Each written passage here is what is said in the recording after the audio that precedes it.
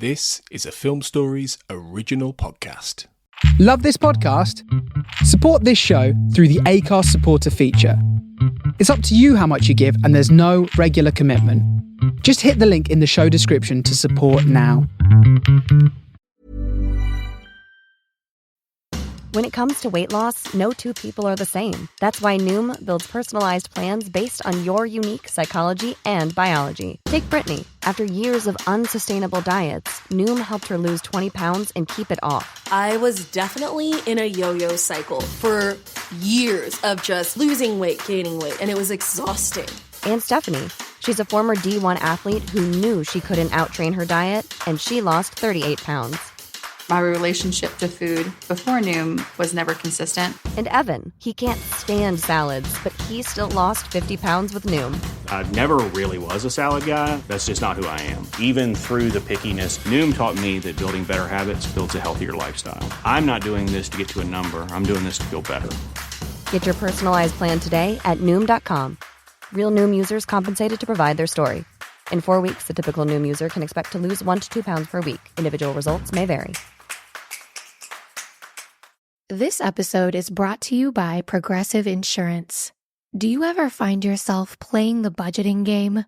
Well, with the Name Your Price tool from Progressive, you can find options that fit your budget and potentially lower your bills. Try it at Progressive.com. Progressive Casualty Insurance Company and Affiliates. Price and coverage match limited by state law. Not available in all states. Ryan Reynolds here from Mint Mobile. With the price of just about everything going up during inflation, we thought we'd bring our prices down. So to help us, we brought in a reverse auctioneer, which is apparently a thing. Mint Mobile Unlimited Premium Wireless. How to get 30, 30, bit to get 30, bit to get 20, 20, 20, bit to get 20, 20, bit to get 15, 15, 15, 15, just $15 a month? Sold! Give it a try at mintmobile.com/switch. $45 upfront payment equivalent to $15 per month. New customers on first 3-month plan only. Taxes and fees extra. Speed slower above 40 gigabytes per detail.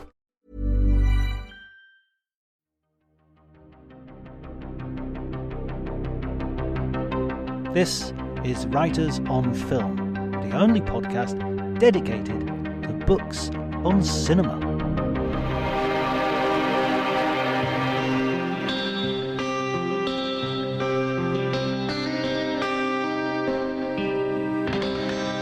Hello everybody and welcome to Writers on Film. My name is John Bleasdale. I am a writer and film critic, and today I'm going to be doing something very new for Writers on Film. The first time I've ever done this. I'm going to be talking to 3 different authors at the same time. They are part of the We Are the Mutants website, which is a fascinating website which deals in sort of 60s, post-60s cultural history and looks at lots of things. Music, books, culture generally, politics, the whole underground culture, the counterculture. Looks at all these things.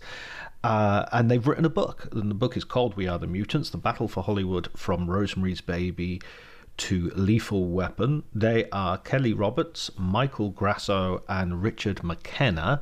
And we talked about their book. What they do in the book, which is really fascinating, is they put two films together. They sort of bang them together and see what happens. And some of the pairings are absolutely, all of the pairings are fascinating. All of them are kind of surprising, and all of them bring out stuff which is really, really. Anyway. Enough from me. This is a great conversation. You'll enjoy it. The best argument for it is the conversation itself. So without further ado, if you enjoy the episode, please remember to like, subscribe, spread the word as wide as you can. We're getting loads of listeners and we hope to get loads more with your help. You can follow me on Twitter at DrJohnTDRJONTY. But before you do any of that, please enjoy the conversation.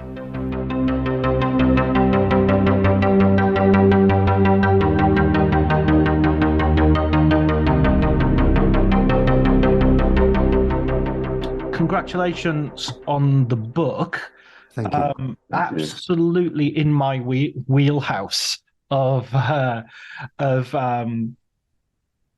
interests, I guess. And from the cover, I just thought this is amazing, which I will describe to the listeners, even though I'll put a image up on the podcast. But it's the Texas Chainsaw Massacre. Apocalypse Now, Star Wars. I think that's Night of the Living Dead in the back? Is that Night of the Living Dead? The sort of silhouetted figures. I think we were just shooting for like a suburban family that was doomed, but it could easily also be zombies. Right. Yep. Okay. Plus the shadowy figure illuminated by light, very reminiscent of The Exorcist's famous movie poster as well. So yeah, it's meant to be more of a collage of aspects of the films that we talk. Right. Okay. Brilliant. So let me first ask you, if you like, actually, I think the best thing to do would be for you to sort of, we'll go around and individually identify yourself and say maybe how you came towards writing about film and how you came to sort of join this collective that you have together. Michael, if you want to go first. Oh, well, thanks, John. I'm Mike Grasso. I am a senior editor at We Are the Mutants. Richard and I have a kind of a similar history when it comes to how all three of us got together, which I think basically Richard and I wrote Kelly fan mail back in, probably 2014, something like that. Just saying how much we really loved his site, Two Warps to Neptune. And from that sort of gushing fan mail, We Are the Mutants was born a little less than a year later, if my memory is correct, Kelly. Yeah, that's right. Yeah. I mean, they both sort of contacted me separately, and then Richard actually ended up writing some stuff for Two Warps to Neptune.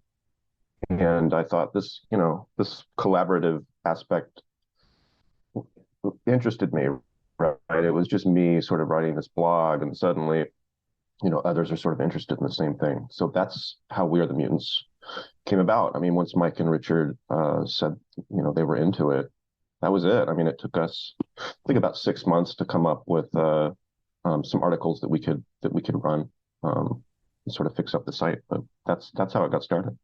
No, I'll just say that my big mistake was the same as Mike's. I sent Kelly an email saying I liked his site, and then ended up getting drawn into the nightmare that ensued.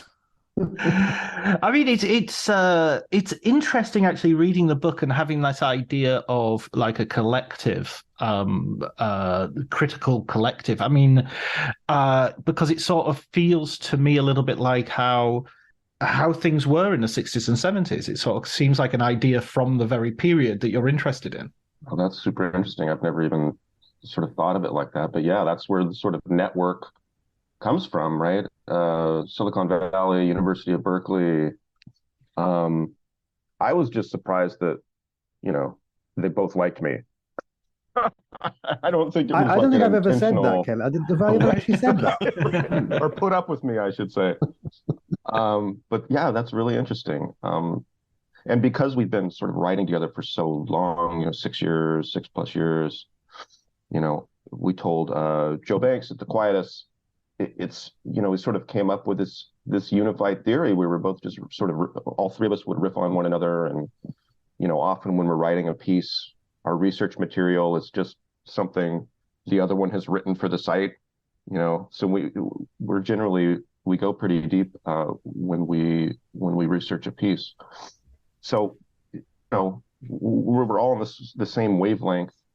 And I think film is probably our favorite media, if we had to choose. And that's sort of how this book came about. I mean, the original pitch was not necessarily film. We wanted to do essays about all different sort of media, subculture, an essay about hitchhiking in the 60s and 70s and why it was important, and disco and punk. But it turned out it just wasn't in terms of sales, not something the publisher was looking for. So we just sort of flipped it and thought it would be interesting to do a book on film, and each of us sort of picked the films we wanted to write about and riff on each other like throughout the book. And so you had this idea that this sort of thesis, as you say, that goes through the book, and the practice that you the way you express this idea is by putting two not necessarily obvious films together and kind of bouncing them off each other to see, it's like theoretical physics. You're sort of shooting the Large Hadron Collider. You're sort of sending two films around and seeing what happens when they crash in the middle. How did you sort of divvy those up, and did you sit down and have a group discussion and say, or did you just come up with pitches for each other and then sort of do it that way?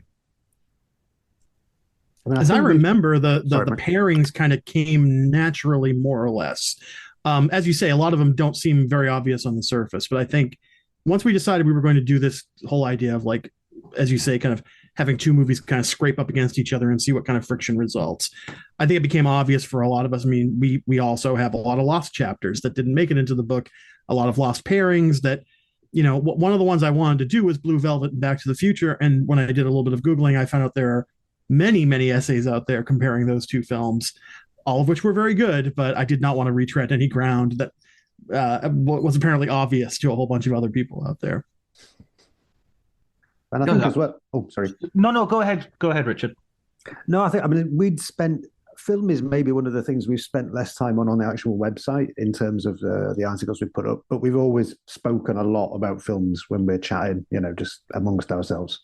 So we've kind of built up, I think, a huge amount of interest in, or films that interested us and the ideas about them that had never really found a way into the site.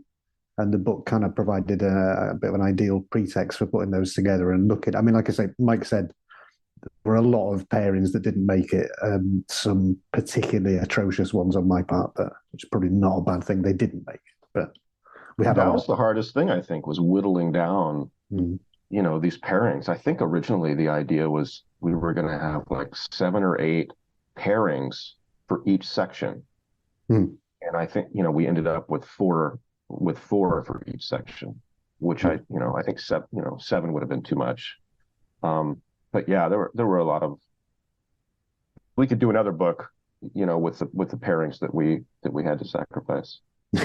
Oh well, please do. I mean, that's. I'm ashamed to say, Mike, that when you said Blue Velvet and Back to the Future, I thought that's never been done. Immediately, I thought go for it. I want to read that. Now you tell me. I better John, go. do you know that's exactly what I shouted when I found, like, again, multiple blog posts of people who, and again, they were all really, really great, and they were going to hit the same area I was going to hit, which is that 1950s America was very incestuous. Back to the Future and Blue Velvet have very, very similar themes as far as that's concerned. Like but it's, again, I think that kind of led as a springboard to us kind of splitting these movies up into 3 periods as well, because I think it's very clear that the movies we chose for the 80s differ really, really seriously from the ones that came out during that, again, sort of like, studio rebels, quote unquote, period of Hollywood that we try to, kind of cut down to size in the book. But, it became clear to us that the themes that these directors were exploring and screenwriters changed a lot over the 20 or so years that we look at in the book.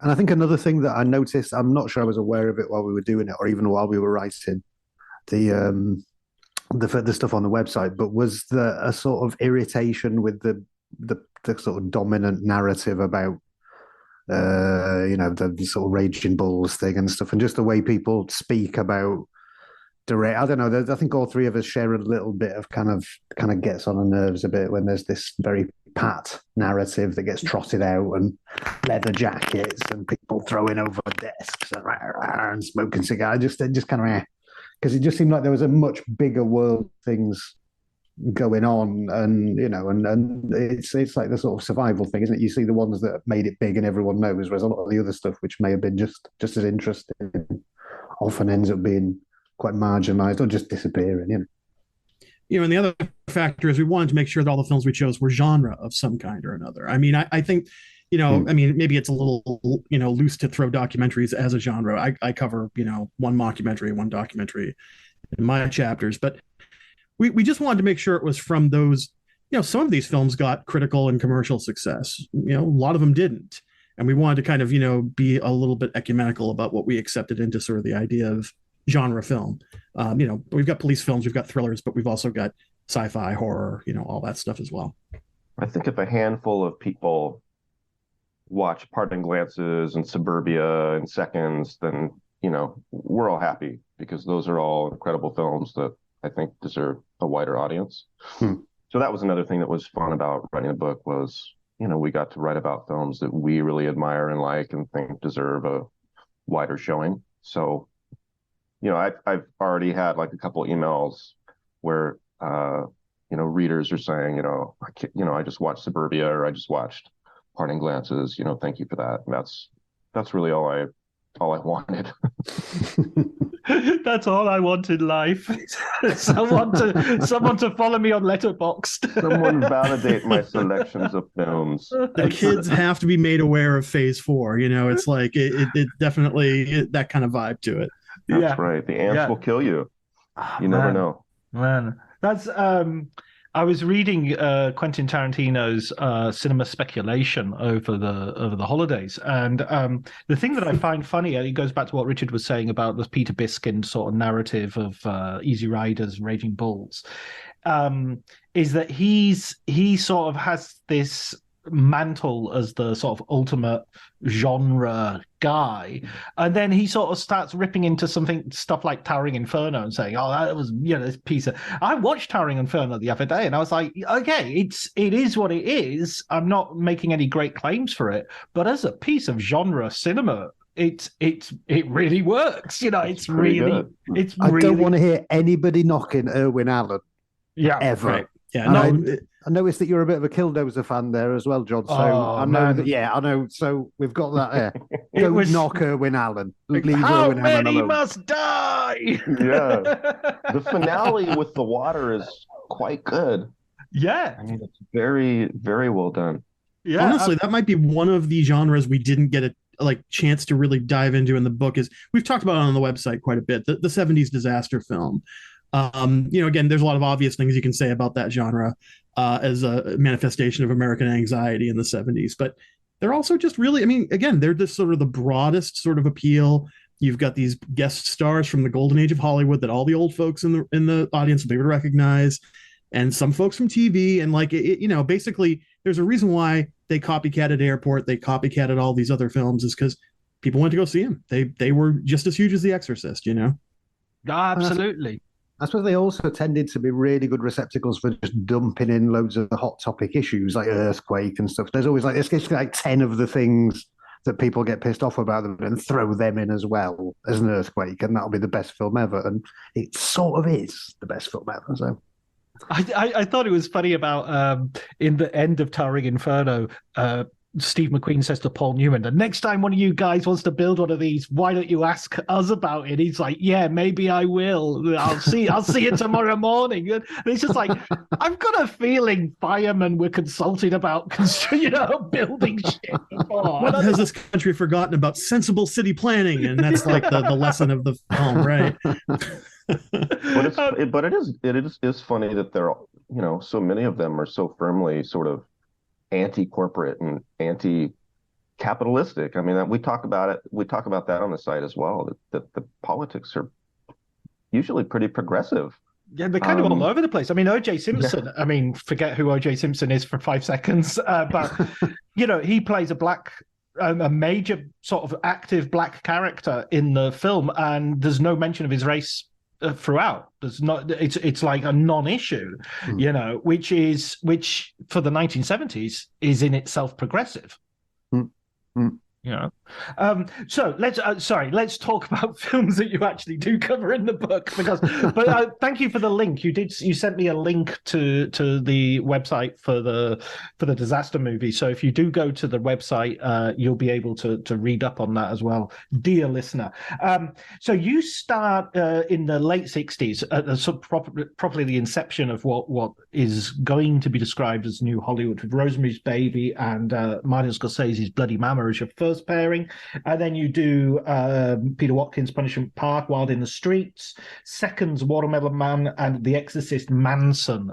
Those are the pairings as you go through.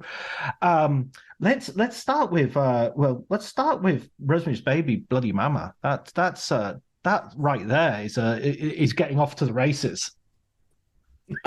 Yeah, it took me a while to come up with a good one to go with Rosemary's Baby. I had written a bit about the novel Rosemary's Baby on the site. The movie's quite different. A lot of the sort of political, social issues are taken out of the movie. Probably because, Roman Polanski was not American and didn't have a great understanding of those issues. But they still sort of come through in the film. And I think the reason I start with Rosemary's Baby is because, it really is the most apocalyptic point in American history, where you've got Vietnam, the assassination of MLK, Robert Kennedy, and there's just this sense that everything is falling apart.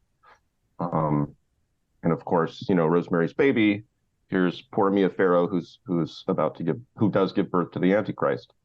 But also, I think, we sort of see Rosemary as this feminist character, which is interesting, because at the very end, she has to decide what she's going to do. And in the book, she actually thinks about grabbing the kid and jumping out of the window, killing them both. But in the movie, after a little bit of screaming, she accepts the child and sort of the life and the Antichrist that's been born. So I'm not sure that's exactly feminism. But I do, and of course, Roger Corman. It's not exactly feminism. Nurturing the Antichrist isn't exactly feminism. I guess. Well, she chooses I think the movie is, she's all about this suburban, everything she wants is, she wants the husband, she wants the, 3 kids, 2 years apart. And she sort of unweaves this incredible conspiracy, right, against not only her, but the world. So the end, that's why the end is so shocking, right? That she sort of makes the decision that she makes. And Bloody Mama is Roger Corman film that I really like, and Shelley Winters is sort of devastating and over the top. And it's a ripoff of Bonnie and Clyde, which of course was one of the quintessential New Hollywood films, and a film I really do like. I think it's just an incredible film. It's one of those that sort of deserves the status that it's achieved, in my opinion. I just thought sort of focusing on these 2 female characters was an interesting place to start. And they're both sort of, the end of Bloody Mama is just as apocalyptic. There's a huge shootout, everybody dies. And, America's sort of obsession with violence and spectacle really comes out at the end of that film. I think we usually think, we think of Roger Corman as this, king of the bees, he's called, but he really did direct and produce some thought-provoking films. And, as a filmmaker, I don't think he gets the respect that he deserves. I mean, without him, there's no Easy Rider. He gave so many people that we recognize as New Hollywood their start. And, a lot of them will talk about that. Jack Nicholson has talked about him quite extensively, for instance.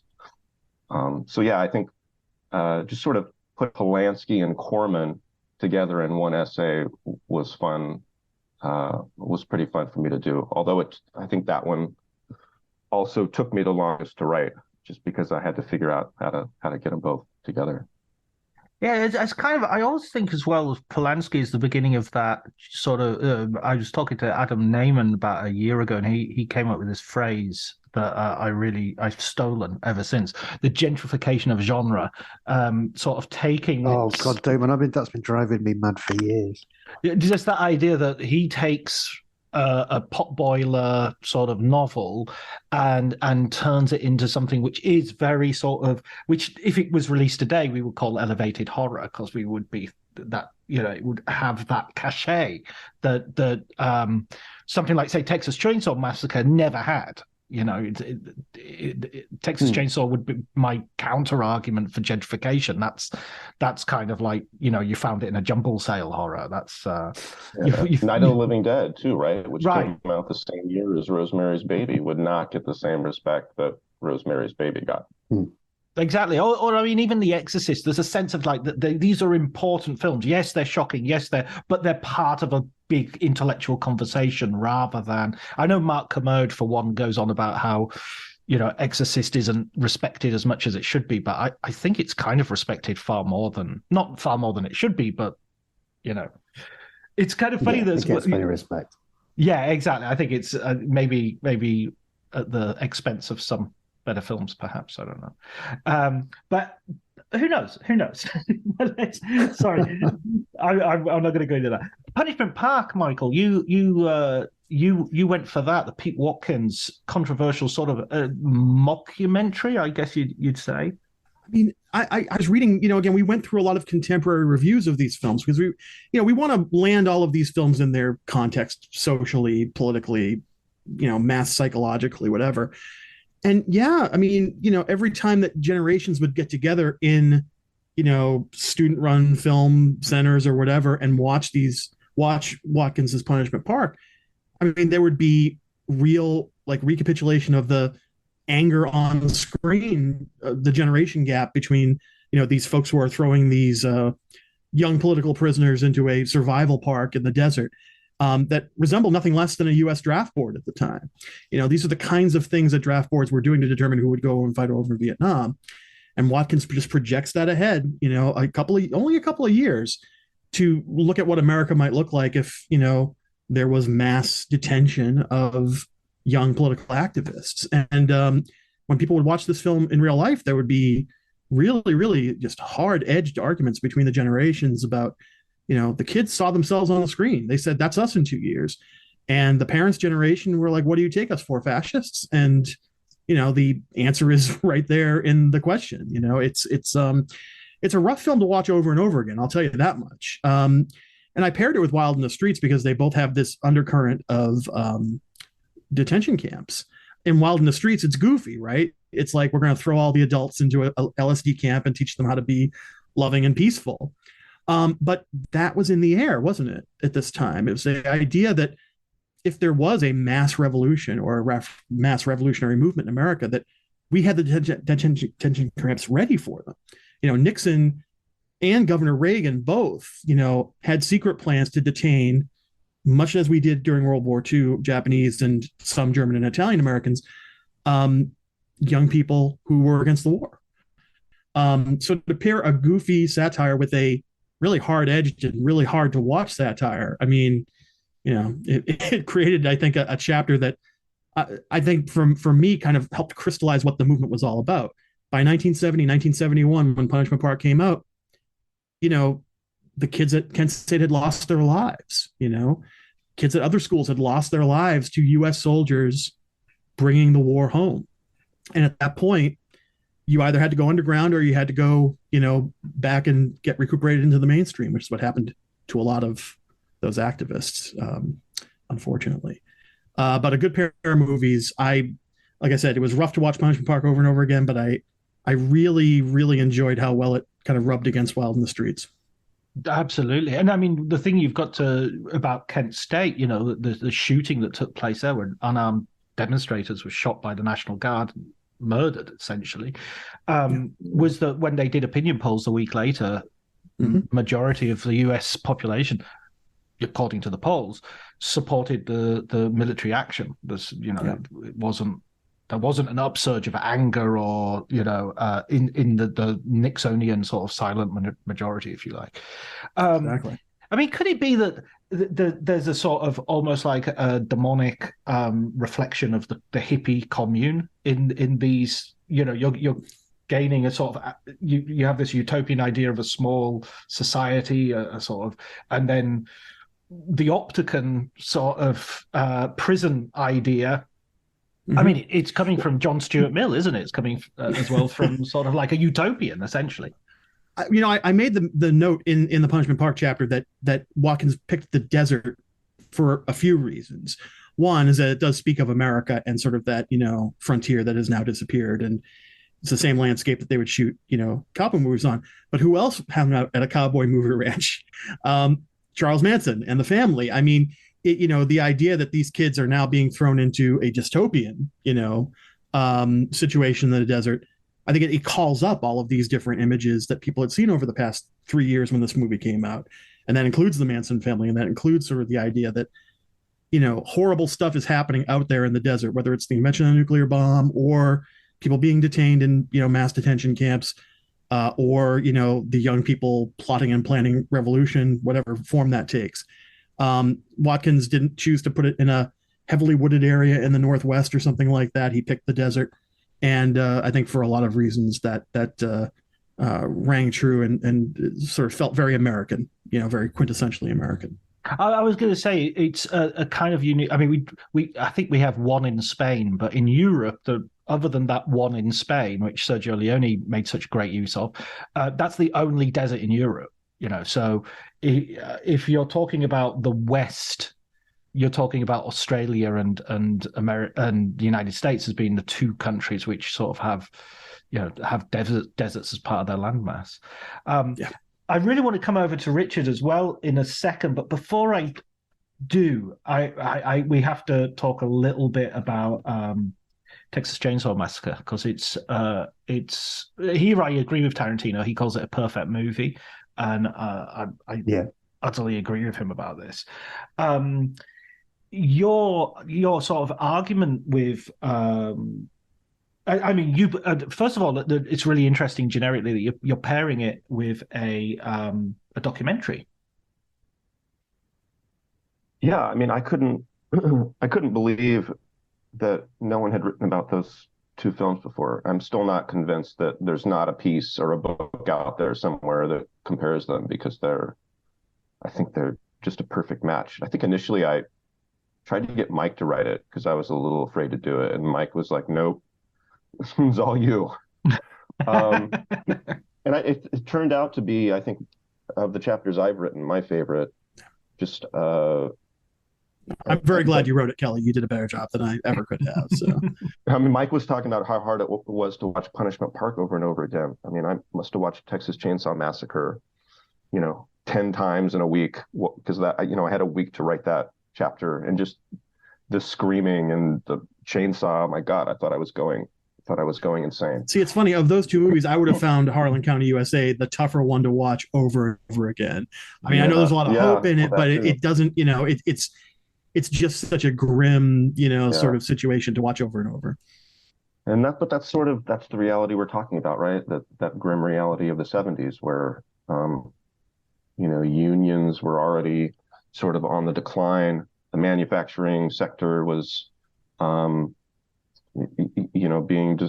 destroyed, and everything sort of being shipped overseas. So I really,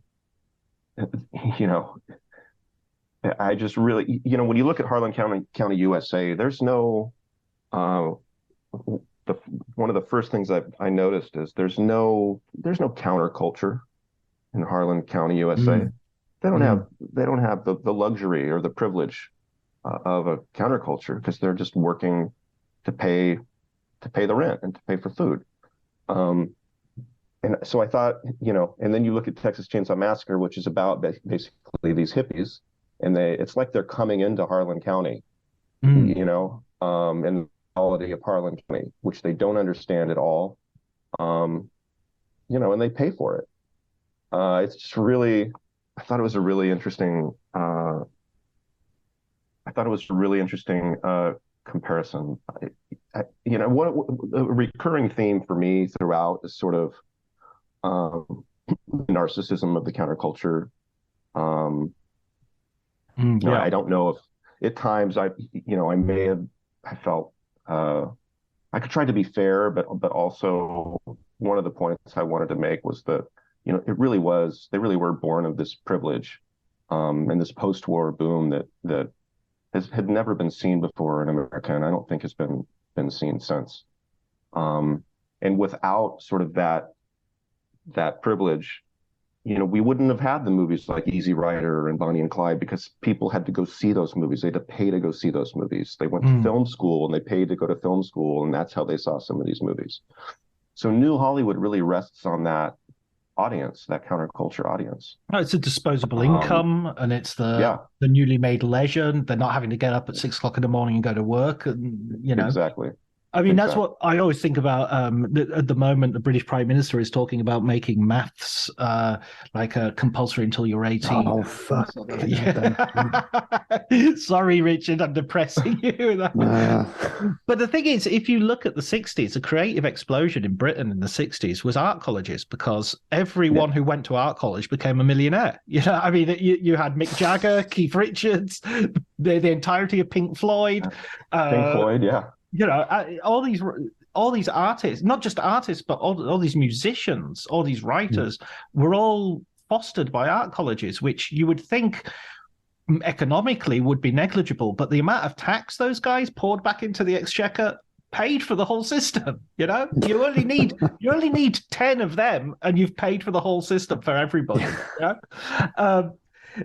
Richard, I was promising to, because I think this goes in very well with Silent Running, which is a film that you really interestingly sort of take to task in terms of that sort of counterculture and that sort of eco idea that I'm very sympathetic with to some degree. But in the film, you kind of, I don't want to put your argument. You give me your argument.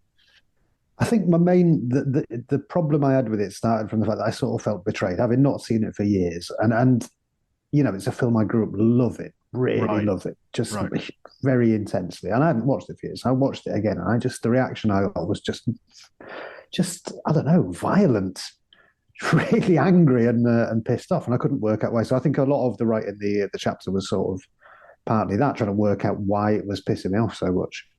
And I think it was that, gradually realizing that it was not in some ways, what it was claiming to be as a film. It was still macho frontiersmanship. It was still solipsistic. It was still somebody, these people are pissing me off, I'm going to kill them. And because that was being sold to you with these just absolutely adorable droids that still do my head in. I still love those droids. And with an immensely engaging and sympathetic main character, I kind of fell into that as like, how can this film be wrong? This film is absolutely 100% right. And I think that was the way the film worked. And seeing it again, after, spending a lot of time talking to Mike and Kelly and, for years of us chatting about these kind of things, just an undertone in there that just really rang false to me, and it really stood out to me now. And I think that was the reason I was so sort of, angry about it, was because I did feel a bit betrayed by this film that I'd just seen as an act, one of the few acts of kind of, purity. And it just didn't feel like that as an adult. It felt very much like, that was maybe how it originally been intended, but, that was not the way it had ended up being, basically. It kind of left a bit of a weird taste in my mouth. Sorry, go ahead, Kelly. I was just going to say I think that's my favorite of Richard's chapters. I think Mine it's too. So thanks for that. And also Silent Running did not piss him off as much as Poltergeist. I don't know if we'll get to Poltergeist, but Silent Running, like you say, I still enjoy watching that movie, but you really sort of pulled from it something that I didn't recognize, and I've seen it, I don't know, probably 8 or 9 times. And it's this idea that, his claim to care for the world and care for the planet and care for the animals is really just him wanting those things for himself. Right? It's not really saving them, it's just wanting them for himself. So really he's just this selfish individual who's blowing everybody up for his own peace of mind. He doesn't seem that different from the rest of the people. Yeah, he doesn't sort of calmly try and talk his colleagues into this thing. He just gets fucked off as soon as he sees them. You're not really solving the problem there, are you? You're not explaining to them. You're just shouting at them. And anyone can shout at people. That doesn't make you the good guy. And in so many ways, Phase 4 is the more honest ecological movie, because it says that you are messing around with nature. Nature will mess right around back with you, and it will adjust the ways that it messes back around with you until you're subsumed into it again. And like, there were a lot of ecological message movies that were fatalistic in the 70s, Soylent Green, whatever, sort of mainstream ones, little scene ones. But I think that's the reason why Phase 4 hits so well as the counterpoint to Silent Running. Is like nature is implacable. Like, in the end, all of these jetliners with these huge domes on them and Silent Running, I mean, like, we're losing them all. And even if they haven't been lost, they've been taken off of the planet and separated from the planet that they need to be on. I mean, Phase 4 is definitely more like brutally direct about what it's trying to say, which is that they're going to come back around and eat you. You know what I mean? They're going to come back we'll around. Deserve it. And we'll deserve exactly. it. I'm not even sure it's that. I think it's like Mike says, it's sort of the fact that Phase 4 decenters humans. Silent Running is all about humans. Humans are going to do it. Humans are going to save it. A man is going to save nature. Phase 4 is like humans are no longer the center. And if anything, the ecology in the 70s was all about what we can do to fix things. Yeah. And in a lot of ways, Phase 4 is like nature's going to fix you. Exactly. Yes. Yeah, absolutely. And it's the concept of nature in Silent Running is like, something kept under glass, like in a museum exhibit. It's a diorama. It's not. That's not what nature is. That's not an ecosystem, even. It's exactly. Yeah. Like as I said, the thing it's kind of sort of an exhibit in a mall. Yeah. This perfect glossy green. Cheese plants, it's a bit like what I used to see at the Arndale Centre in Doncaster in the 70s. Oh, those are nice. The Arndale Centre. That was a hell of a shopping centre. Oh. I've been there many a time. Yeah, God, talking about nightmares. And then you've got like, the one thing that I think is interesting about Richard's reaction to Silent Running, and it very much, I kind of was rediscovering the film through his chapter, and it was making me go, oh yeah, hang on a minute, is that these films to some degree kind of very persuasively give you a universe in which the people who are at the center are kind of right. That this decision is right. I always found that in terms of The Exorcist, what was so scary about The Exorcist was it posited a universe in which the good guys were the Catholic Church.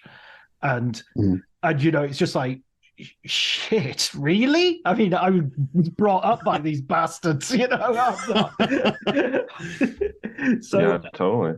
So, and you don't go to the movie thinking this is going to tell me, it's a horror film. It's not going to be, this is the Catholic Church are right, but that's everything is wrong with the modern world. And the only Max von Sydow turns up and sorts it all out, And he was only like in his 20s or something. No, I'm joking. He wasn't in his 20s, but he wasn't that old. He seems like ancient in that movie.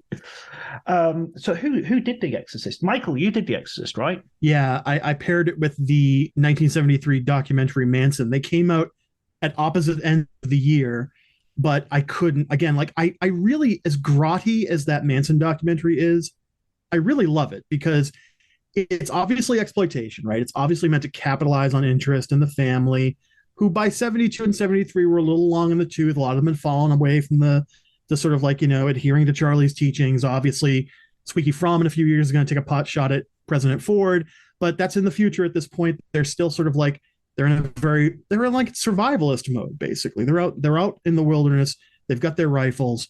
And this documentary is done about the killings, the trial, and really tries to make the Manson family into these misunderstood hippies, you know what I mean? And done through this idea that Manson did something to the girls, to whether he used the sort of 1950s patriarchal programming that was already abroad in the sort of society, whether he used some Dale Carnegie or L. Ron Hubbard style mind control tricks to keep them, drugs, whatever.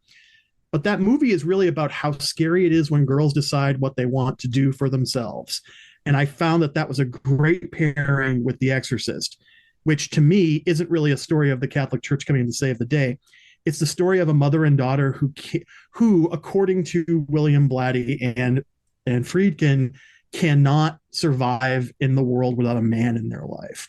So both these movies are really these messages of like, men saying that girls need a daddy, and that I chose for the title of the chapter. Every girl needs a daddy, which the unspoken part of that is from the Manson documentary, Just Like Charlie. So whether the Abrahamic God is the same as Charles Manson, I try to prove that in my chapter, that all these structures of religion, patriarchy politically, Manson recapitulates them just the same way as Captain Howdy or... Explaining football to the friend who's just there for the nachos? Hard. Tailgating from home like a pro with snacks and drinks everyone will love? An easy win. And with Instacart helping deliver the snack time MVPs to your door, you're ready for the game in as fast as 30 minutes. So you never miss a play or lose your seat on the couch or have to go head-to-head for the last chicken wing. Shop Game Day faves on Instacart and enjoy $0 delivery fees on your first 3 grocery orders. Offer valid for a limited time. Other fees and terms apply. A little self-care can go a long way, especially amidst the hustle and bustle of the holidays. That's where Vegamore comes in. Trusted by millions, Vegamore is all about giving your hair the love and care it deserves. With their vegan and cruelty-free formulas, you can nourish and revitalize your strands while indulging in some much-needed pampering. Because let's face it, who couldn't use a bit more me time this time of year? Go to vegamore.com/ACAST, code ACAST. That's vegamor.com/ACAST, code ACAST. The God that Karis and the Catholic Church follow. It's a missing father, and nothing made American men more anxious in the early 70s than a family without a father. I mean, nothing's changed, obviously. We're in 2023, exactly 50 years later, and the same religious, patriarchal type folks are saying the same exact thing. We need the nuclear family. We need this and that. When in fact, it was the nuclear family that created all this psychic stress amongst the daughters of the 1950s American family. Rosemary was also separated from her father, I should say. So it's a lot of similarities between those two movies as well. Oh, yeah. Yeah, and again, going back to Rosemary's Baby, there's this idea of the cult and everything, but she's raped by her own husband while she's asleep.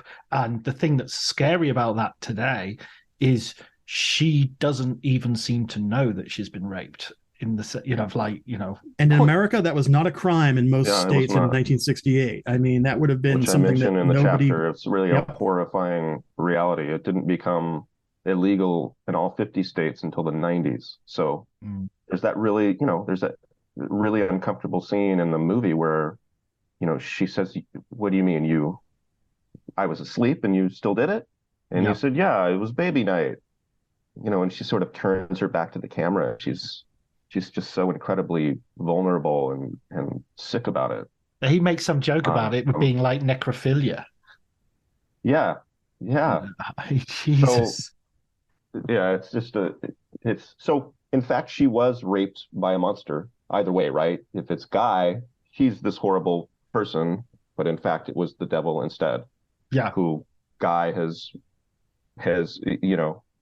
sold his soul, to become a star, to become a film star, which... Yeah.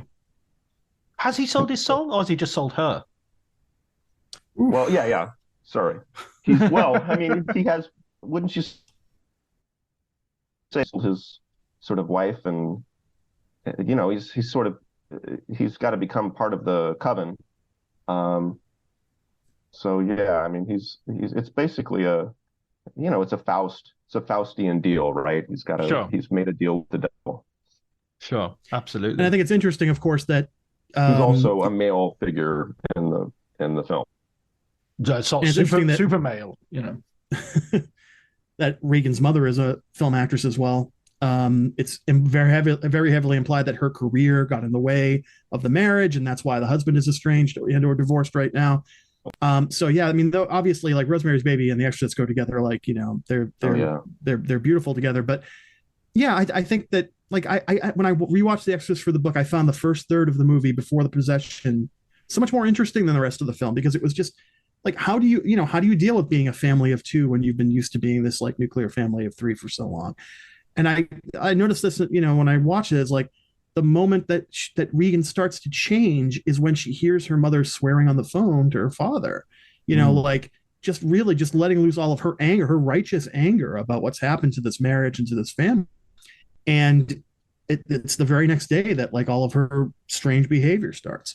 And so, my idea is that like, this demon did not come from Iraq. It didn't come from a Ouija board. It came from this family splitting up. And again, like that anxiety for true dyed-in-the-wool patriarchs that love the Catholic Church is going to be, it's going to just provoke nothing but fear.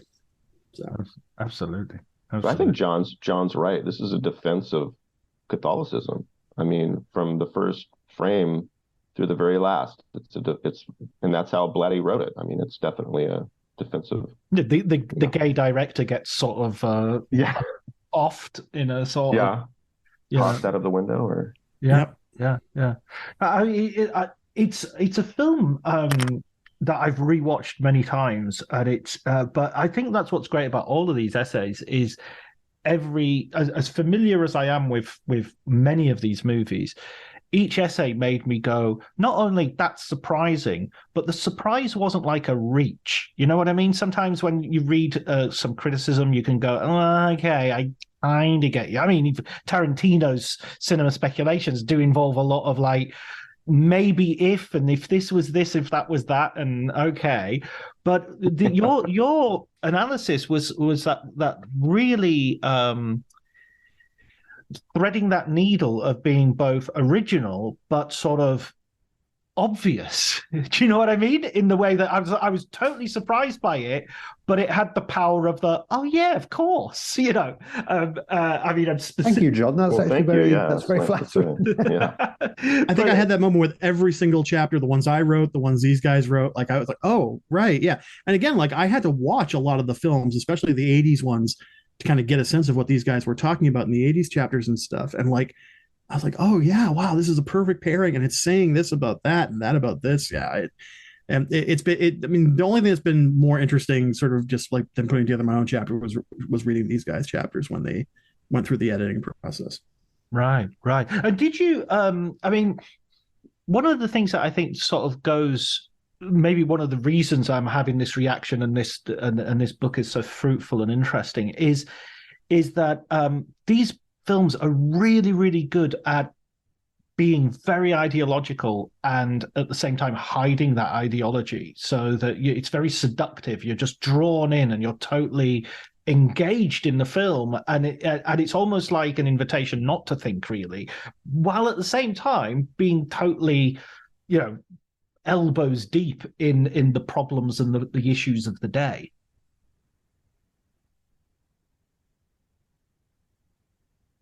Oh, hang on. Yeah. Sorry. I think that's been part of that's something we've worked out by, I think, writing for the site. And I don't, again, it's just sort of this, all of us coming together and bouncing things off one another. And I don't know that it's a new way of doing things, but it's certainly something that felt new to me, right? We have a particular way of analyzing, I think, different media. And we're always looking for, what does it say about historically what's going on? What does it say about like what's being repressed? What does it say about,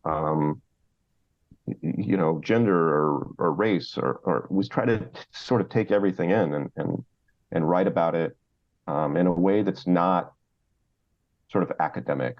It doesn't use that sort of jargon, which is hard sometimes because,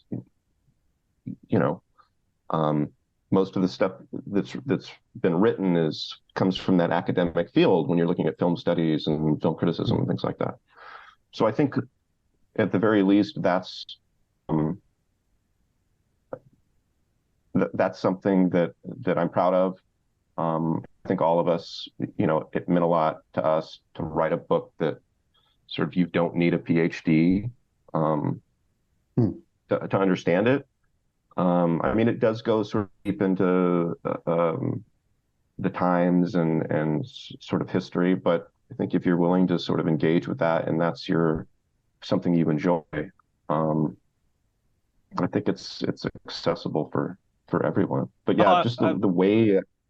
Sorry, go ahead, John. No, absolutely. I was just going to double down on that. I actually think the way you bring back the real world into these films and how they're engaging with things that maybe people have forgotten about, or maybe people just didn't know, that brings these films alive in totally different ways, and totally, and the fact that somebody would be going to see Death Wish and Escape from New York the same, in the same year, in the same cinema, maybe, the same date night or whatever, and reading the newspapers and watching the news before they went to see it, and listening to a record before on the radio as they, drove to the cinema.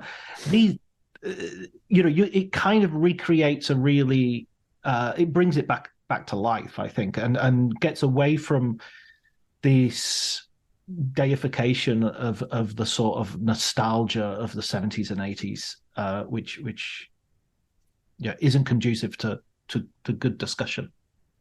No, thank you, Joe. That's very good to hear, man. That's what we were aiming for, I think. And I think you bring up the audience, John, seeing Death Wish, Escape from New York, seeing all these movies. I think that's something a lot of people forget, that if you don't have that Hollywood's always just going to be about making money. And then if your movie's doesn't have an audience, it's probably not going to get made. So there was an audience for a particular kind of film in the 70s, and Reagan was elected, right? People's ideas were changing. There was a new audience in the 80s, right? I mean, it's not, and you say, oh, well, the 80s totally sold out and all these awful movies, and the 70s was this golden age. There were plenty of incredible movies in the 80s. And I'm not talking about Back to the Future. I'm talking about, like, the Coen brothers started in the 80s. Jim Jarmusch started in the 80s. Spike Lee and a lot of black filmmakers were able to make movies in the 80s. So it's just, to me, it's a disingenuous argument. I think one of the things that Kelly's introduction does really well is trace what the movie business was going through at the time. And again, something very fundamental did change right in that period where Jaws and Star Wars came out. And it wasn't just about tastes in the audience. It was about actual physical brick and mortar, like, cinemas. And, where were you watching your film? Was it in a one screen movie house in a small town? Or was it in a 16 screen movie factory that could, service all of these people buying tickets at once? And the era of the blockbuster that kind of came in with Spielberg and Lucas, it changed the business. And Kelly talks about it. Lucas made a Vietnam parable where we were asked to identify with the Viet Cong and sort of underdogs throughout history. But by 1983, and by the time the Return of the Jedi came into the film, I mean, the messages in film were overtly patriotic, right? They were basically saying, Vietnam didn't happen. Here we are now. We're cleansed of that sin. And, we find a lot of interesting stuff in those mainstream movies in the 80s in this book as well. But as Kelly said, like, the important stuff was happening on the margins in the 80s. And it had something to say about this Reagan revolution that Kelly mentioned. I should also mention that a lot more women got the chance to make films in the 80s. I talk about that in the introduction as well. It's important as well. It's still a relatively tiny number, unfortunately, but I mean, it has to also be said that it was difficult to be a woman in the films of the 70s. I mean, if you were a woman in the films of the 70s, you got raped. I mean, there was just no two ways about it, and as part of the, I mean, have you, one film I watched recently for the first time was Looking for Mr. Goodbar. And that's such a rough, I mean, I'm so undecided on that film because it's so, but I'd like to read an essay by one of you guys about that film paired with I don't know, Straw Dogs or something as a way of cruising. I was gonna say cruising. Yeah, Richard. I mean, where is the danger located when you are talking about sexual liberation between heterosexual women and homosexual men? And it's like, I mean, you can be an undercover cop like Al Pacino and go undercover and defend yourself from a serial killer. but again, like that's what those movies are about. Is like, what is the price that we pay for this sense of liberation? How far can you take it? And again, like a lot of these messages end up being very sort of retrograde. Who deserves to be murdered, raped, whatever? I get into it in the Exorcist chapter. It's really, really hard. Like I said, when you've seen, contemporary feminist critics were all over this. When they saw The Exorcist, they're like, this is a pornographic movie. Like, this is a fantasy about what happens to a little girl, and it's a fantasy written by men. And I think that you're right. I think women characters, with a very few exceptions in the 70s, really are asked to either be the adoring helpmate of the like Badlands, or somebody like Ridley Scott comes along and says, okay, there are several people on this space cruiser, and the genders are not important. We'll assign them when we do the casting. And that's exactly how Alien was cast. It was, supposedly anyway, cast to be gender neutral. Any of the characters could have been played by either gender. So I think so much of New Hollywood is rooted in this idea of masculinity, tough guys, and it just, to John's point, it gets kind of exhausting if you watch these, enough of these pictures. One of the ones that Richard and I talked about is 5 Easy Pieces. Jack Nicholson's this frustrated piano player, and there's this famous scene in the diner where the waitress, the older waitress comes over, and he wants to make a special order, and she says, no, we can't do that, and he totally goes up on her. And it's just a total asshole. And everybody ate it up. The audience ate it up. But it exposes, I think, that the counterculture had no relationship with the working class. They didn't really understand the working class. If they did, Jack Nicholson would have understand why this waitress was telling him he couldn't have exactly what he wanted to have, right? Yeah. But he's so spoiled and so privileged that he doesn't understand why he can't have exactly what he wants. So just this underlying disconnection from the working class, it not just generationally, sure, but also there was a large number of young people who were part of the working class who were not hippies or part of the counterculture. The counterculture was a minority in America. They just got a disproportionate amount of press. Yeah, my mum and dad, my mum and dad were growing up in the 60s. I was born in 1972, and same with me. My mum and dad. I remember my dad going, I never thought the Beatles could sing. They listened to to sort of show tunes the whole throughout the whole of the 60s. My parents met in a record store. They were working in a record store. They didn't have, didn't have time. They needed to work and make money, and so that was the reality, I think, in America at least, is that it was this minority, and I don't want to say I don't hate the counterculture. They gave us so much that art and ideas that we're still that we're still working off of today. But I just think that was part of when you talk about sort of New Hollywood and sort of film during this time, I don't think you can talk about it without recognizing the influence of the counterculture and sort of how the counterculture was perceived in the country at large. But wasn't the counterculture to some degree, or isn't it the way we view it today? Haven't we sort of depoliticized it, in the sense that I always think it's really interesting how, for instance, Once Upon a Time in Hollywood, but many views of Manson concentrate on he was a hippie, he hung around with the Beach Boys, he was into drug use and using drugs as a way, all of which were true. But, the core of his ideology was racism. But you never, if you had a sort of Family Fortunes, Charles Manson, how many words, what was the first word that we asked a studio audience, and the first word they said was hippie. The second word was murderer. The third word was Beach Boys.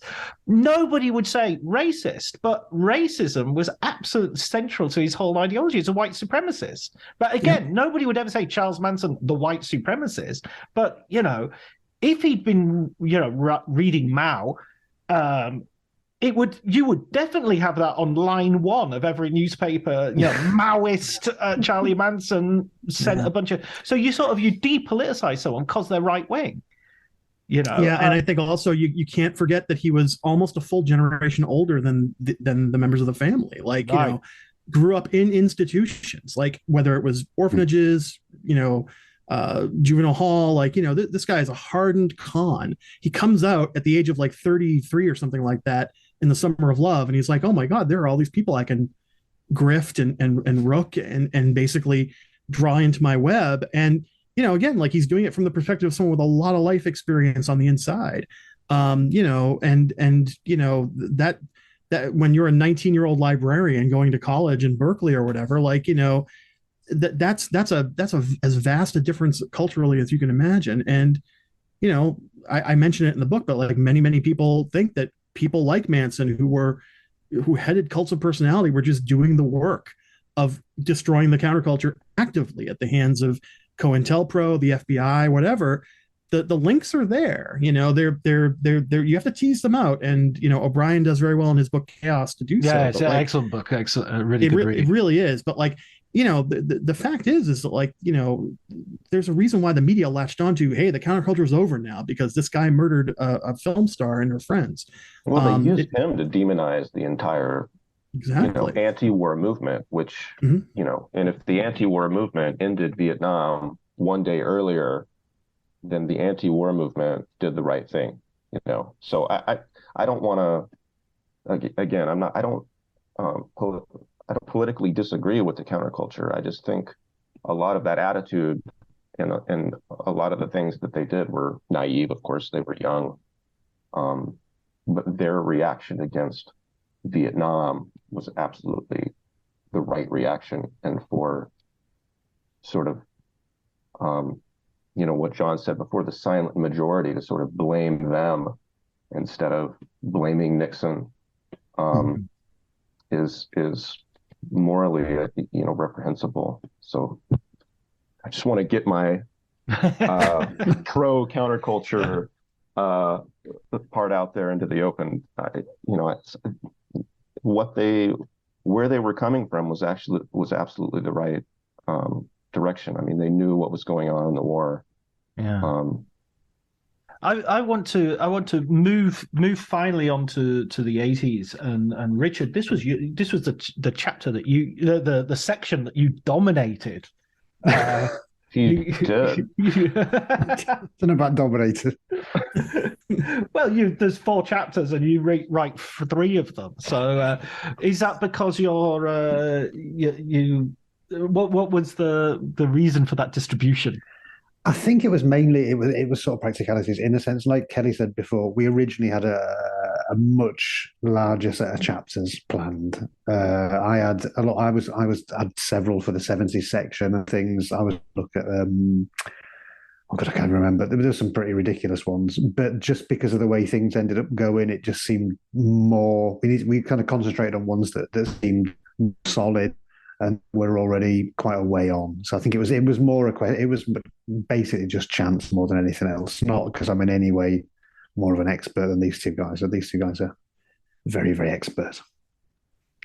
And so you start the section with Poltergeist and slamming it up against Suburbia. And this is the Kelly mentioned earlier that you were getting quite angry about this one. Yeah, I mean, the Poltergeist was another. It produced a very well. No, I mean, because I still have a lot of affection for Silent Running. I don't have any affection for Poltergeist. I hated it. I don't know. It's a film that I was convinced I'd seen, and then when I watched it, maybe I hadn't ever seen it. Maybe I just lied to myself because when I was, it came out as a kid, and I hadn't been able to see it. And I just kind of, you kind of dream these things into your brain. I bet you read the novelization. Yes, exactly. That novelization was ubiquitous. I think I read that. I don't think I saw it until I got it on DVD. Well, that's a lot of my film history is that I read novelizations like mad, and then I just basically brainwashed myself into thinking I'd seen the film. I was, I've seen it. I mean, I basically lied to myself for years about having seen it. I just lied. I read the book and just told myself I'd seen it.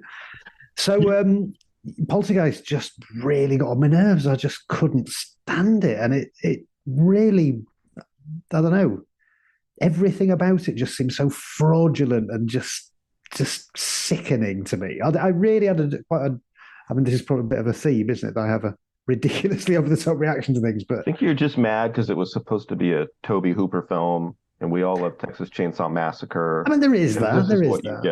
There is that, but there's just something just fraudulent about it. It feels like an act of fraud being perpetrated on the audience. It's a lie, in the sense, normally I don't give a shit if it's enjoyable, who cares? But it just seemed like it was so blatant and so in your face and like, yeah, Texas Chainsaw, that stuff's over. There's none of that now. It's just this, just like sitting in some shitty restaurant. And Chainsaw Massacre is about counterculture, and then Poltergeist is about boomers, right? I mean, you talk a lot about sort of the parents and how they act and how that's kind of a follow through, right? I mean, this is what the hippies became. Well, that's the thing, isn't it? It sort of like gives the lie to a lot of what had come before, and it kind of shows this, and it presents it as something that's sort of admirable. I think that's the thing. It's not presenting it with any kind of skepticism. It's like this is it. This is great. These poor people are being, that's the thing that really annoyed me, which is silly, I suppose, is the way that it doesn't look in any way at how shit their parenting is. Their kids get attacked by a fucking demon, and then the next thing he's off to work. Yeah, the kids are off in the same bedroom that they were attacked by a demon, which is silly, but it also is quite telling that that's not, even for the people writing it, that's not an issue. You'll just stick your kids back in the same bedroom. Yeah, they just got nearly killed by a demon. Yeah, they'll go back. I think the reason why I feel so fraudulent is because it uses the trappings of Gothic horror, but has none of because the suburbs are so dissociated from history, you have to throw this sort of like afterthought in the end. Oh, you didn't move the bodies, but like, who cares? Like, it's a suburb, right? Like it's supposed to look like any number of other suburbs out there in the American, landscape. And you don't feel like the Gothic horror is earned at all. You know what I mean? Exactly. Yeah. It just wants you to give it the money, and it doesn't want to earn what it's asking for. And I think that seems to have nailed it, Mike. That's the thing. It basically is a fraud. It's like a sort of Ponzi scheme of horror type thing, it struck me on watching it after all those years of thinking I'd watched it like you, Richard. That I really detected the very long, strong fingers of Spielberg all over it, and I love Spielberg. I'm a big fan of Spielberg, but it's almost like there are some genres which are really resistant to him. He can sprinkle horror in his family entertainments, but when it came to him doing an all-out horror, he couldn't get rid of his family. You know what I mean? I think he works very well as a subversive filmmaker. Spielberg, like Close Encounters of the Third Kind, is all about the destruction of the nuclear family by a man. Close Encounters is also a much more frightening film than Poltergeist. E.T. is more frightening than Poltergeist. Yeah. True. True.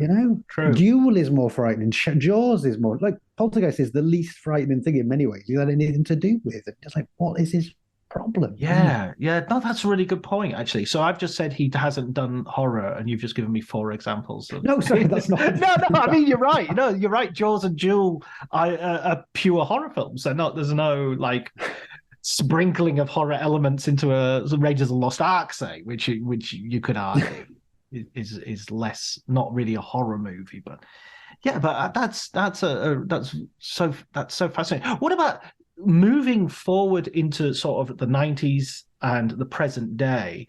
I mean, God, we've had 20 years since the 90s, 23 years since the end of the 90s. I know. So, is there going to be a volume 2 where We Are the Mutants is going to take on from the 90s on? Because I'd love to see you pair Fight Club with something, or No Country for Old Men, or Fellas, I'm afraid I'm going to have to let Kelly and Mike answer this, because unfortunately, I'm sorry, this is so rude, but I have to go. So no worries. Kelly and Mike are way more equipped than me to answer this question anyway. Okay. John, it's been a pleasure. Thank you ever so much, man. It's been great, really. Thank you. And thanks for your comments. Great. Take care, Richard. Bye-bye. I'm not sure I'm equipped to do the 90s. I feel like the 90s, I don't know. We've been working sort of this Cold War background for so long. We put so much sort of research into it. I mean, if we did the 90s, and also I don't think I'm as interested in 90s films as I am in sort of the 60s to the 80s. Mike, I don't know if you feel the same way here. I think one of the reasons why when we put together We Are the Mutants, the site, like we wanted to concentrate on things that we kind of remembered, right? It's like from early, childhood to adolescence. And I think that you saw it in these this last hour or so talking to us, and we didn't really remember all these films quite the same way. See, the thing is, anything I saw after high school, say in the mid 90s, I can recall with pretty instantaneous, recall where I saw it, when I saw it, the circumstances. I was an adult watching movies. But, even, the ones that I didn't understand, the ones that I watched on, UHF TV, where they would show them unedited, and it was a big deal because before the VCR, you really couldn't see unedited films on television.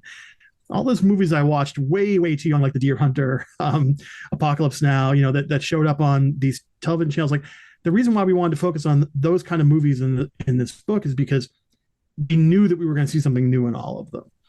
And I just feel like past, again, kind of like early 90s, I may occasionally see something new, but the historical distance between now and the movies that we covered in this book, I think, generated so much of the interest in our heads. Is sort of like the world was very different in 1973 than it is in 2023, and that makes it kind of interesting to go back. I could talk your ear off about the last 25, 30 years of cinema, but it wouldn't. It's because history kind of stopped, didn't it? It's because we're kind of in that post, end of history kind of, endless regurgitation of stuff. Like it would be hard to look at a lot of cinema from the last 30 years and not just see the cynical impulses behind it, which is not to say there's not been lots of great art movies or lots of great independent movies. There have been, but I just feel like the blockbusters would be a tougher road to hoe with the blockbusters of the 90s and beyond. I'd be interested to hear what John thinks, but I just think films have become increasingly more self-conscious. Maybe that's not the right, but I just feel like it was possible. Self-aware for sure. Yeah. Well, yeah, I feel like it was possible to make a movie about a killer alligator in 1982 and be totally serious about it, totally serious about it in a way that wouldn't happen in the following decades, right? Like Sharknado, and everything's got to be a parody of a parody of a parody, and they're Easter eggs. Lake Placid. Lake Placid is. Lake Placid was good. I like Lake Placid. I mean, you're right. It's yeah. There's an element of irony there, but it isn't. Yeah. It isn't Sharknado. It isn't silly. I mean, it's ironic, but it's not silly. I'm going to push back a tiny bit here, if not a lot, because I think that I agree. We're close to it to some degree. It's difficult to look at it from a historical perspective. Haven't quite got that distance, but as we go back, I think time has a way of concertinaing, and so Fight Club is closer to Rosemary's Babies than We Are to Fight Club. That's not quite true. That's not quite true. Probably, I don't know. I haven't quite done the maths. It's close. It's very close. We're getting to the point where Charles Manson and The Doors is closer to their subject matter than We Are to the Doors, perhaps. That might be a better example. My point is, if I look at the big blockbusters of the 90s, I actually see something which, again, we watched quite naively, but the political repercussions we're living with today. I mean, what do we talk about in terms of, we talk about snowflakes, Fight Club. We talk about being red-pilled, The Matrix. The Phantom Menace comes back in 1999, and we're looking at a Disney-fied version of what was the counterculture I don't know. I'm. It's only because I want to persuade you to write this book. It's because I want to read this. This is why I will leave you with this one thing, which is that there's this great bit in the middle of Adam Curtis's Hypernormalization, where he puts together all of the disaster film and alien invasion film footage from like the early 90s to right before 9/11. And we just see how similar that set of spectacles is to the day that the airplanes hit the towers. And I don't think that says it all right there, right? Sort of this idea of spectacle being regurgitated over and over again and eventually leaking into the real world. It's super interesting, but I do feel like it's been definitely stated once or twice already. And I think that, it's funny that you bring up Tarantino this whole conversation, because I did get the book for Christmas as well. I think we all did. And, it's so funny. I've really cooled on him as a director. Once Upon a Time I thought was great. Before that, the 2 or 3 films before that, I wasn't crazy about. But I will tell you something. He writes about film incredibly engagingly. And I think that he, too, also, as somebody who came out of this 90s kind of, period where film became kind of self-referential, more sort of aware of its own history. Like, if anything, he has an incredible knowledge of film history, and he brings that to bear nakedly in everything he does. I mean, there are blatant references throughout, as Kelly said, quote unquote Easter eggs throughout all of his films. But I think as he's gotten older, he's gotten like to feel like, well, you know what, I want to play with that history a little bit more. So let's make it so, the Manson family do get killed when they go into the house. Let's make it so, World War II ends, 5 months early or whatever. Like he's more interested now in playing with the history than actually just like spitting it out back on the screen. And so I think that's probably the meta-modernist rather than postmodernist sort of impulse, is to kind of play with the history and see how much you can get away with. Oh, it's fascinating. When you were talking about Manson earlier, I stopped myself because I thought I'd mentioned Tarantino a couple too many times. But it is that idea that, ironically, Manson in Once Upon a Time in Hollywood should have been closer to one of the Reservoir Dog characters than the sort of, the hippified, distant. Maybe that's why you don't have him in the movie, because if he got close to the movie, you'd go, wait a minute, he's the same age as Rick Dalton.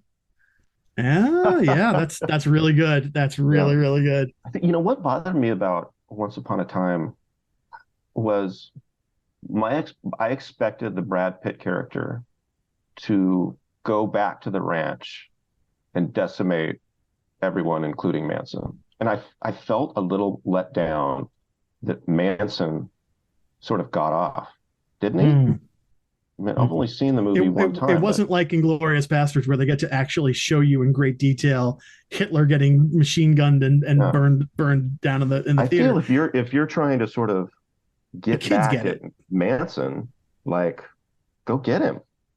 I don't know. I sort of thought you could have even had that as a post-credit sting.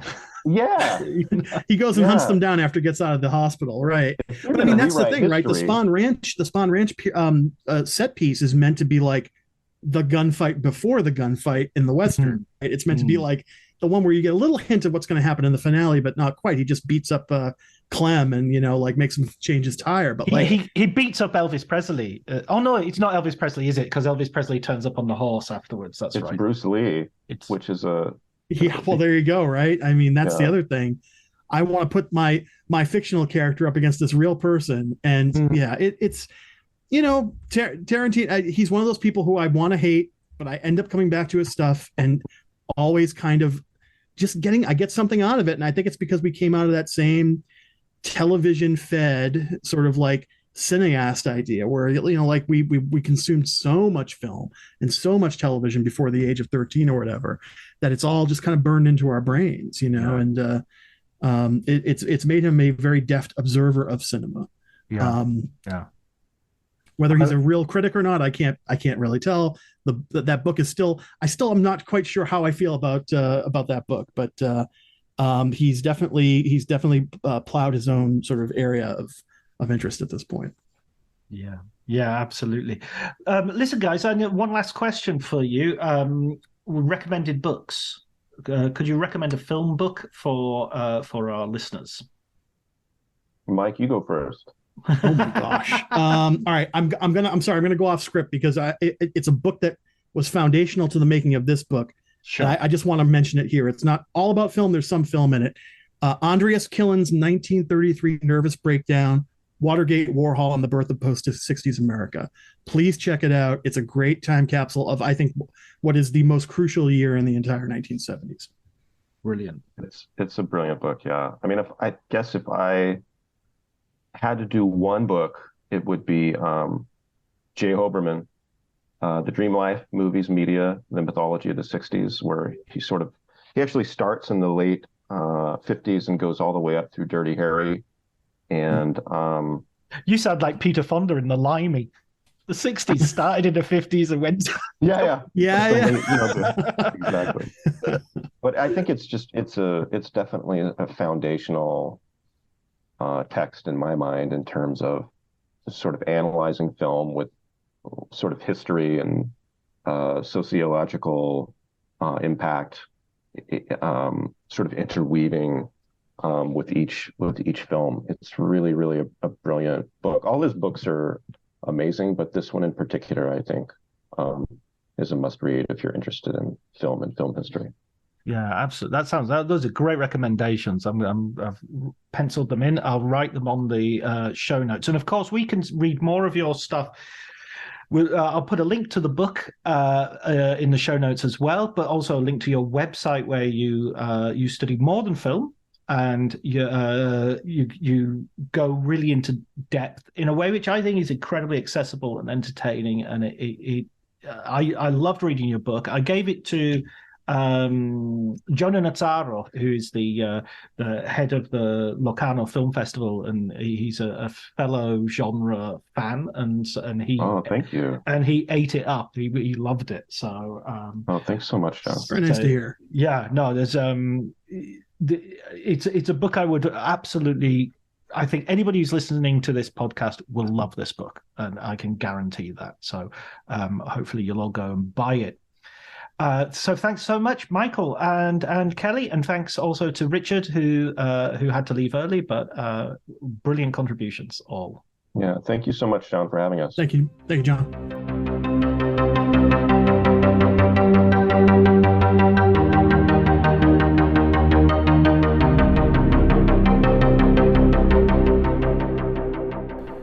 So that was my conversation with Richard, Kelly, and Michael. I hope you enjoyed it. I personally thought it was amazing. I really could have talked for another hour. I hope the guys will agree to come back and talk about some other things, because I think there's plenty of stuff that we could mine. I'd love to get their takes on other stuff as well. Their recommended books were Andrew Killen's 1973 Nervous Breakdown, Watergate, Warhol, and the Birth of Post-Sixties America, and Jay Hoberman's The Dream Life, Movies, Media, and the Mythology of the 60s. And you can find both those recommendations in the show notes, along with links to the book and links to the We Are the Mutants website. Okay, thank you. Next week I'm off to another film festival in Norway this time, the Tromsø Film Festival. So I might manage to record something while I'm out there and put that up. Otherwise, there will be a gap of a week before the next episode. Yeah, okay, that's it, really. Thanks very much for listening. Thank you very much to Elliot Atkins for the music, and thanks to Ali Harwood for the artwork, and thanks to you, dear listener, for your support, your continued support, and audience. Take care.